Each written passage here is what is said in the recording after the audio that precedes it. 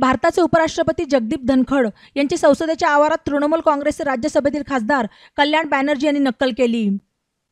याचा निषेध भिंगरवाला चौक येथे भाजपच्या वतीने करण्यात आला। या प्रसंगी विधानसभा प्रमुख महेंद्र गंधे, जिल्हा सरचिटणीस सचिन पारखी, प्रशांत मुथा, अजय ढोणे, संतोष गांधी, अनिल सबलोक, प्रिया जानवे, सविता कोटा, मयूर बोचुघोळ, नितीन उदमले, बाळासाहेब गायकवाड, सागर शिंदे, अनिल निकम, महेश गुगळे आदी उपस्थित होते।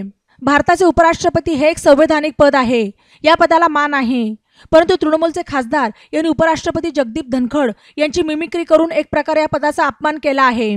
संसद सदस्यांनी आपल्या मर्यादांचे पालन केले पाहिजे, अशा शब्दात भाजप कार्यकर्त्यांनी आपल्या भावना व्यक्त केल्या। तसेच असे बेताल वक्तव्य करणारा कल्याण बॅनर्जी यांचे निलंबन करण्यात येऊन कारवाई करावी अशी मागणीही कार्यकर्त्यांतर्फे करण्यात आली। या प्रसंगी कार्यकर्त्यांनी कल्याण बॅनर्जी यांच्या विरोधात घोषणा दिल्या। यावेळी कार्यकर्त्यांनी काळे कपडे घालून काळ्या फिती लावून निषेध नोंदवला। लेटेस्ट बातम्यांसाठी ई नवा मराठा यूट्यूब चॅनलला सबस्क्राईब करा आणि बेल आयकॉनवर प्रेस करा।